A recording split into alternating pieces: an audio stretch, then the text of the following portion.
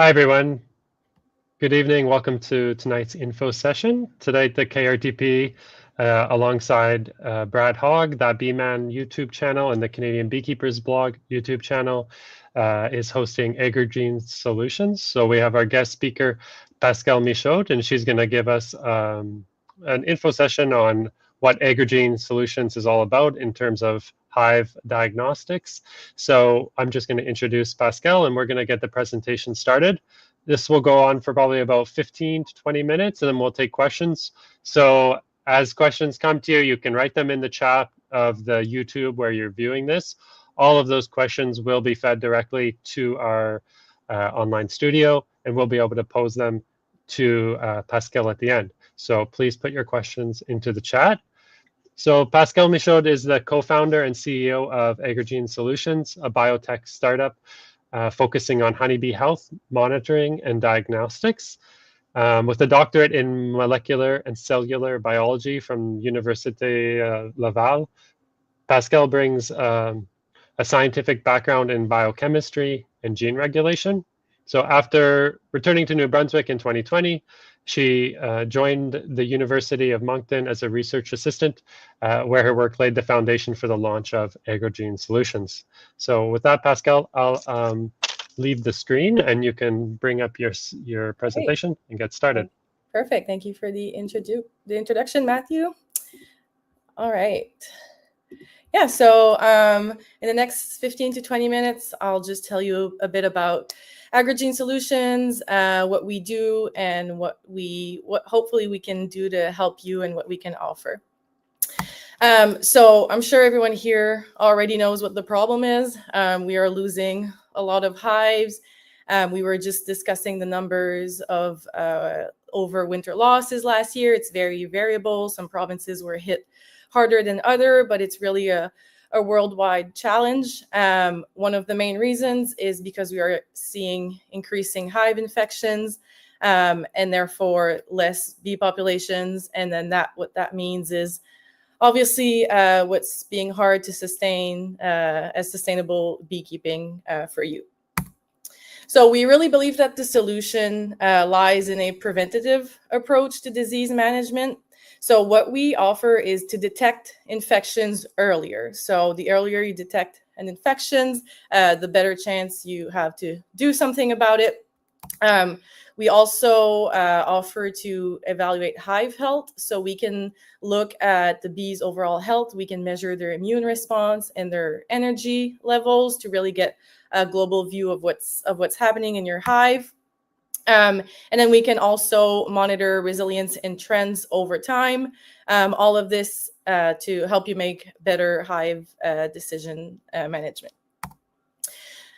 So how does it work? So you can go directly on our website and choose and order a test. We offer 3 different types of tests, which I will explain in the next slide.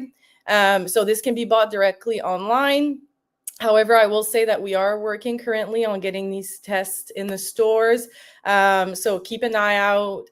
We've been chatting with a store in Manitoba. So keep an eye out for that to go buy the test there. But in the meantime, you can definitely just order directly on our website. Once you order a test, we're going to send you some sampling material. So it's a quick and easy sampling for the pathogen detection. We only require a swab.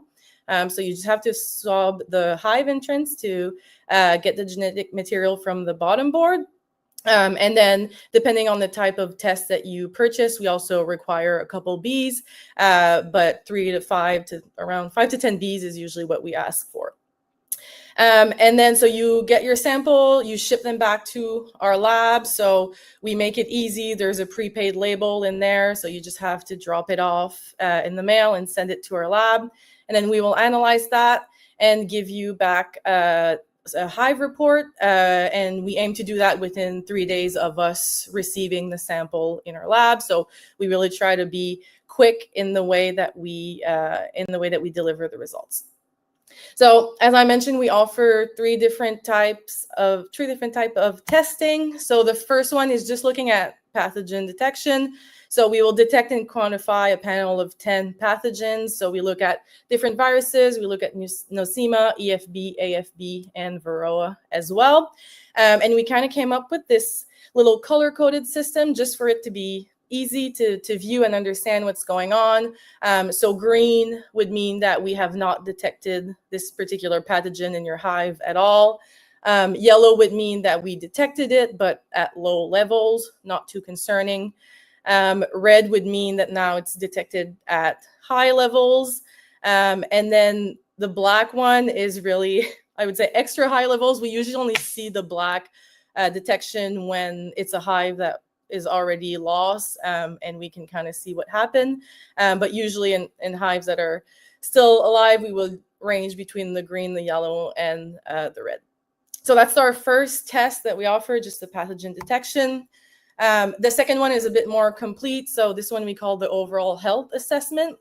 So you still get your panel of 10 pathogens, so the same ones, but we also look here at the immune system activation and the energy reserves. So you can also get a sense of really what's happening with the bees. Are they in good health? Are they able to fight these infections or not? And then the last one is more of so we call this a seasonal monitoring. So it would be the same test as the overall health assessment, but then you get 3 tests throughout the season. And then we really recommend doing this at key time points, being in the spring, in the summer, and in the fall as well. And I will touch back on this at the end just to give you a bit more of an overview of what type of results and what type of insights you can gain from using the seasonal monitoring. So really what differentiates us from other lab services is that we are the first complete and preventative approach to disease management. So we're a team of scientists. So all of this obviously is science-backed. We systematically measure all pathogens. So you don't have to tell us what you think is wrong with your hive. We just look at everything because you never know what could be in there. So every test, we include those 10 pathogens. We're always on the lookout for new ones as well. So unfortunately, new ones will keep appearing, but we will just add them in our testing as they come. Also offer non-invasive sampling, so a couple bees and just a swab of the entrance just to make it as quick and easy as possible for you to sample. We deliver results, as I mentioned, quickly. So within 3 days of us getting the sample in our labs, you will get your report back. And we're also the only ones who look at this hive health analysis. So these specific biomarkers and these genes that we look at in the bees directly to give you that overview of the immune system and the energy reserves. So who's behind this? As I mentioned, we are a team of scientists. We're all based at the University of Moncton in New Brunswick. We have different backgrounds that really complement together. So ranging from molecular biology to immunity to insect metabolism and to genetics. So we really combined our expertise to bring this to beekeepers, to have a tool that's easy to use and that gives clear results. So we actually we started this project because we ourselves maintain hives at the University of Moncton. So we usually maintain between 3 to 5 hives. We actually keep them on top of a building directly on campus. And we actually have what we call these smart hives. So it's a collaboration with a company called AmoHive. And we have these sensors on the hive that measure weight, humidity, and then the interior exterior temperature. So that's really great for all our ongoing research projects. And really, we started the company because we ourselves were losing hives due to infections, and we just wanted a quicker and easier way to detect them. For the last few minutes, and I've told you a bit more about us and about what we do, I just want to circle back to that seasonal monitoring that I had mentioned. And I just want to show 2 case studies of what type of results we see and what they mean. So these come from a big study that we did a couple of years back. So we analyzed over 200 hive samples from New Brunswick and also from the East Coast of the United States. And then we followed them throughout the season and really tried to see what were the insights we could get from that and what were the patterns that could predict good hive survival. So I'll show you a first example here of seasonal monitoring. So for a particular hive here, we can see in the spring. So quickly, if you look at the pathogens up top and you see the colors, you see there are some.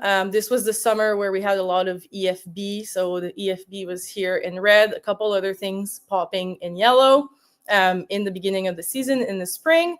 But the immune system was already kind of activated in these hives. So then we sampled a bit later in the summer. Again, we see that we have some infections. So here there was a particular virus that was popping up as red, other things in yellow. But now the immune system had fully kicked in these hives. So then if we look in the fall, you look at the infections here, the colors, so a lot less infection here. So the hive kind of had naturally fought off the infections, and then the immune system was brought back down to a lower level as this hive entered the fall with a low level of pathogens. And then we also followed the same hives the next spring, so the following years. And so this hive had survived the winter.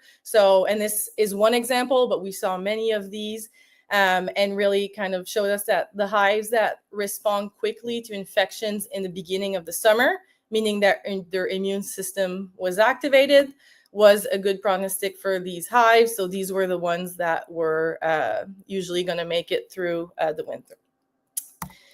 Then the other example, obviously I'll show you the opposite. So we had a few hives where we kind of saw different patterns.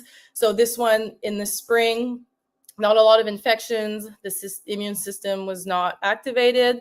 But then came summer, and now we were seeing quite a bit of infection. So 2 viruses here in red, EFB in red as well. So that's already kind of a red flag. And then on top of that, as you can see here in the summer, the immune system was not kicking in.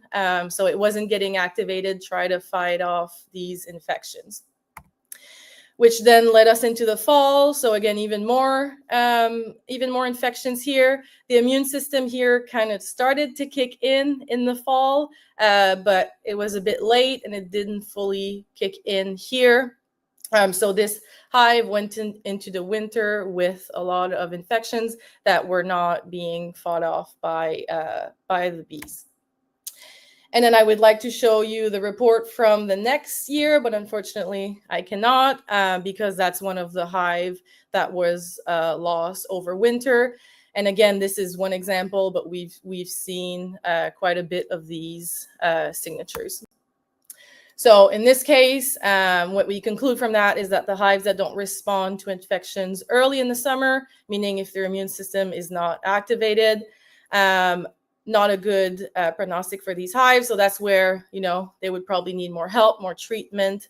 And so that's really the advantages of using the seasonal monitoring is you can see things progress throughout the season and, decide when to intervene if you see some infections that are, getting a bit out of control. So yeah, that's it for me. So kept it pretty quick, but I am happy to keep some time here to answer any questions that anyone might have.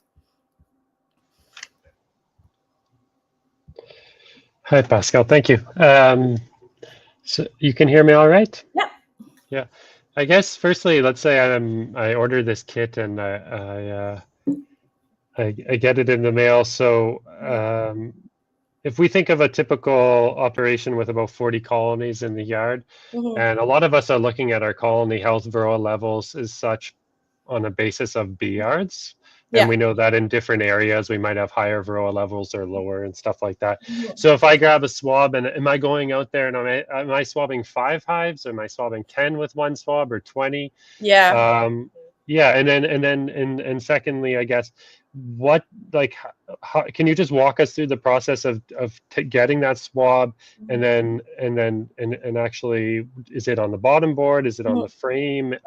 Debris issues that might maybe impact both detection, but also in terms of your capacity to actually process it? Yeah, it's a great question. So first of all, for your first question, we would recommend just swabbing per yard, especially if you have a large operation. You're not going to go and sample every single one of your hives necessarily. So if you want to just look at a yard in general, you can definitely, we've had beekeepers swab a few bottom boards within the same yard. As you mentioned, you will kind of see the same patterns in those hives anyways, in terms of varroa and in terms of everything else. So it's definitely something that can be done. If you want to look at a yard more specifically, you can swab multiple bottom boards in that yard. And then for your second question, so I've had swabs come in with a bunch of debris in it, and I was still get good resolution. So we really, it's a PCR based approach. So we really will single out the DNA of the specific virus or bacteria or whatever we're looking at. So usually they will just swab the bottom board. If we've had people just swab the frames as well, if they prefer doing that. What we want to capture is the environmental DNA, is what we call. So just an overview of what's in the hive, and just that environmental DNA is sufficient for us to detect and quantify in our test. So it doesn't make a big difference in terms of in terms of the science and detection, whether it is the bottom board or the side of a frame. No, and we tested it because some beekeepers had some bottom boards that were like a screen. And then in that case, it was better to swab the frame. We tested it as well, but we see the same results. Okay, before I ask any more questions, I'll just go through a few in the chat here.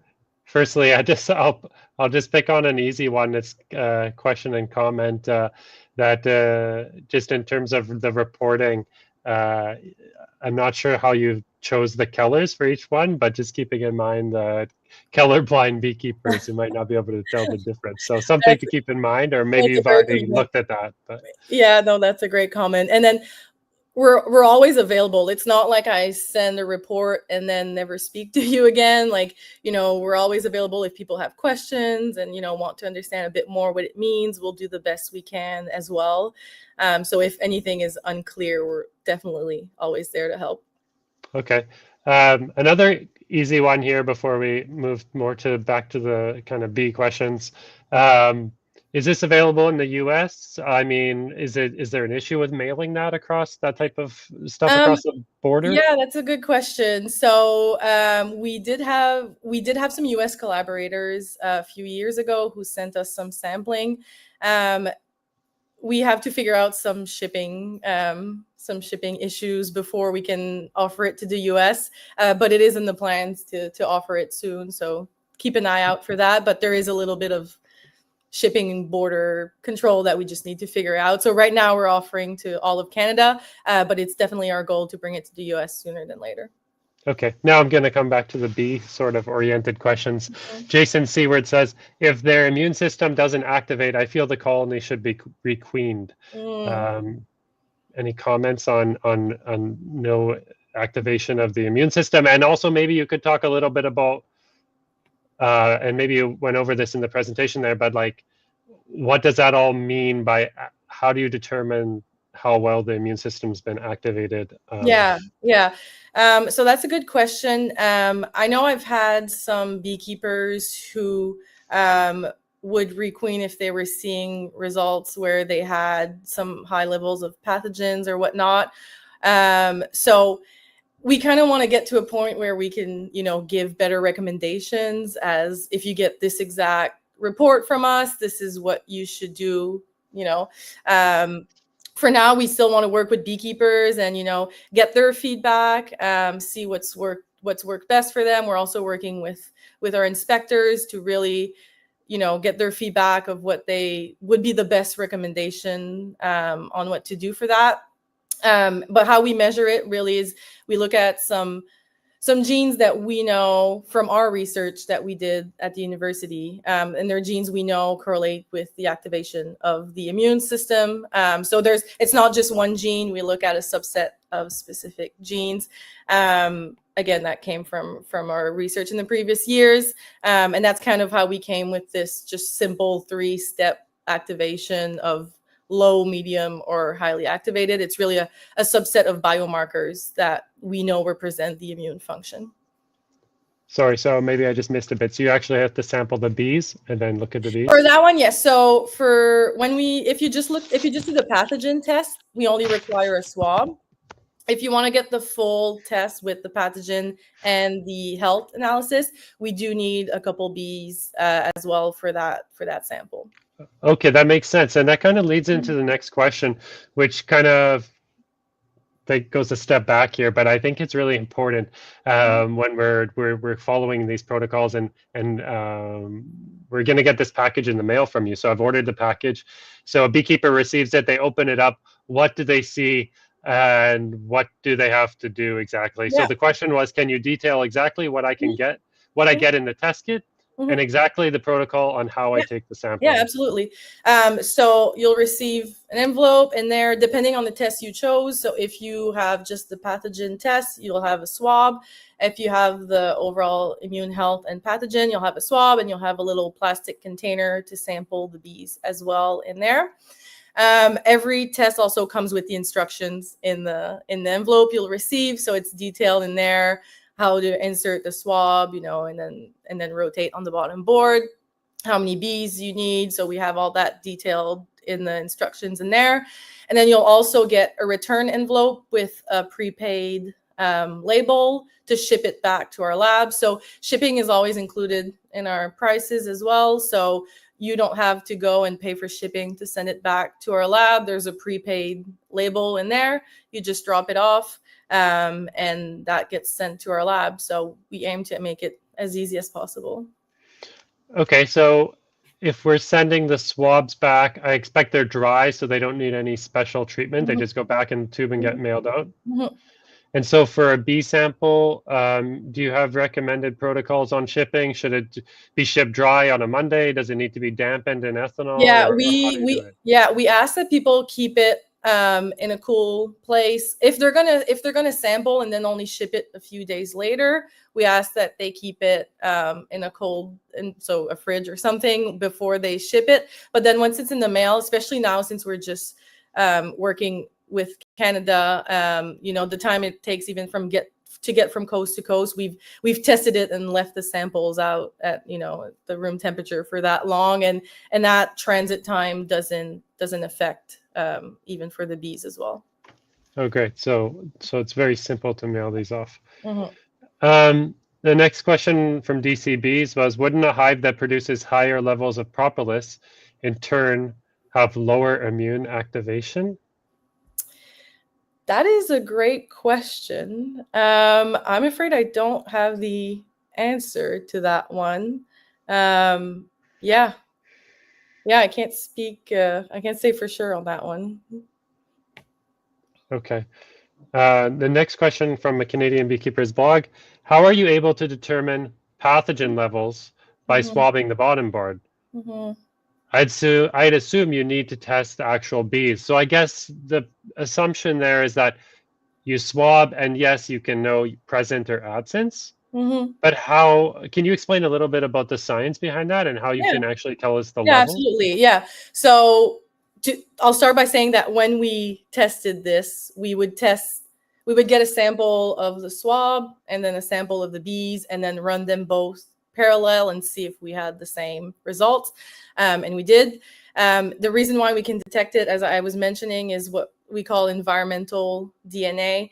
It's the same way that, you can take some wastewater, and just from the environmental DNA in there, you can kind of track what fishes were around and all that. So it's kind of the same concept applied here, literally. So whatever DNA is released by these pathogens in the environment is sufficient with the PCR techniques that we have now.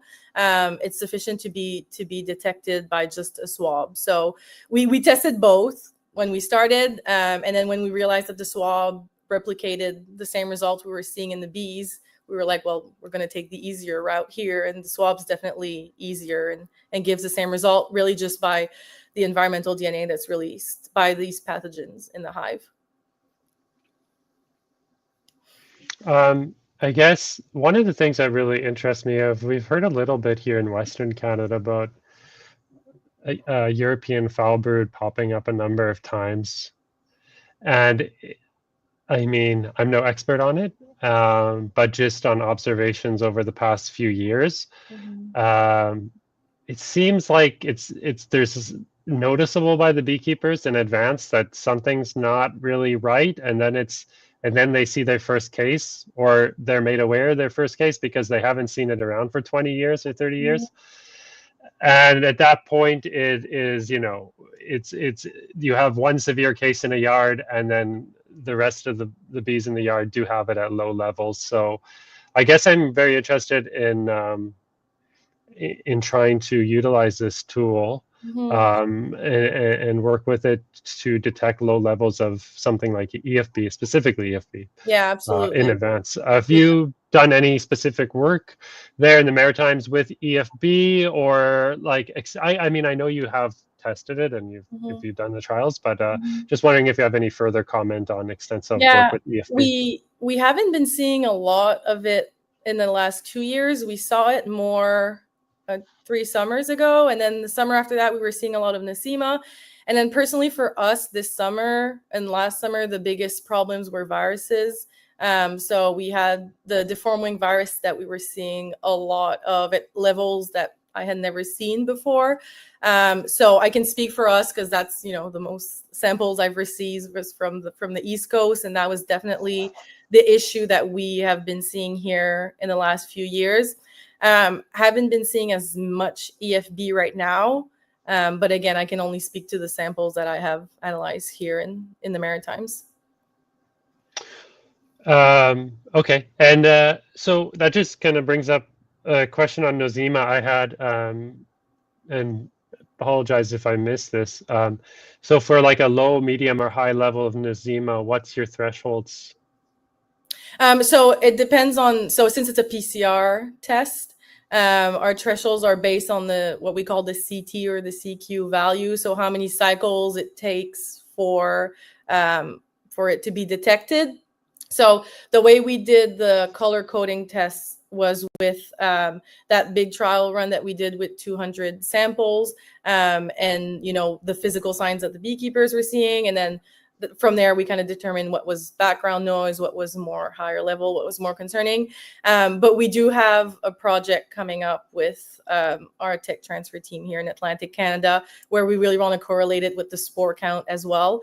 So for now, I can't tell you exactly like a CQ of this much means that many spores, but that's something that we plan on doing really soon. Oh, great. We'll be looking forward to that. Just a comment and question here.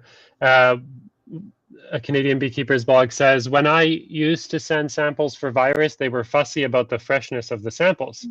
Does prolonged time deteriorate the result? Not in our case, not with the swabs. Again, I've tested it. I left it at room temperature for a week, and it didn't affect in our case because the swab is dry. I even tested to see if it was better to put it in some liquid, and it's actually not. It makes it worse if you put it in liquid. So we found that just keeping it dry was the best way to preserve it, and we haven't had any issues.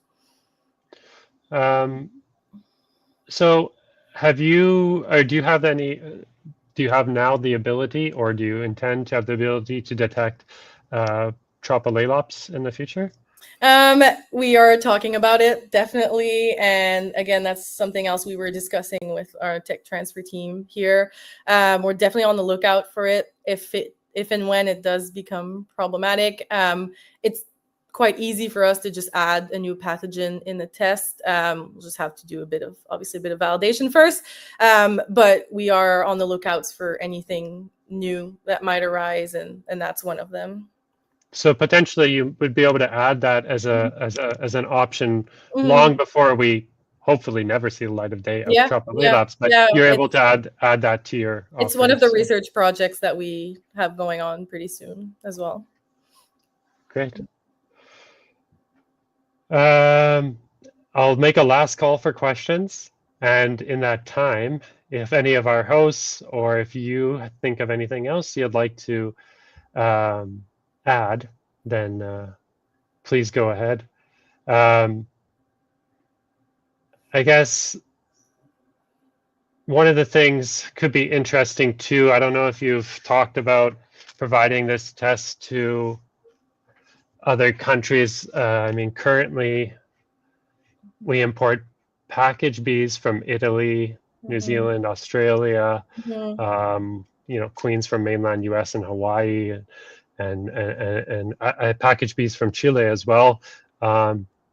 Have you had any connections? Because I mean, and that's fine if you haven't, but I think it could be interesting to down the line be able to incorporate some of this into some of our biosecurity practices. No, of course, it's definitely one of the long-term goals, and it's a problem internationally, so it's not just a problem in Canada, unfortunately.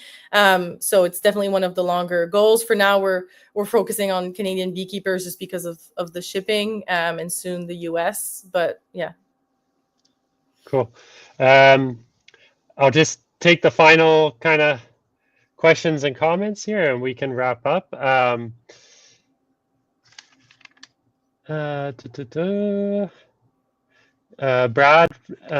from That Bee Man says, I like that you test for all pathogens. When I have a sick colony, I usually don't know why, and that's the reason I really need to know. Yeah, so just a final comment there, I guess. But if you have anything else you'd like to add, I'll let you. Otherwise, I mean, we're always available. Like, we like to chat with beekeepers if people have questions. You can reach us at info@agrogenesolutions.com, or on our website. There's also a contact us box. So if anyone has any further questions or just wants to chat, I'm happy to answer later questions. Perfect. Okay, well, with that, we'll end today's session, and I appreciate your time. Thank you very much. All right, good night, everyone.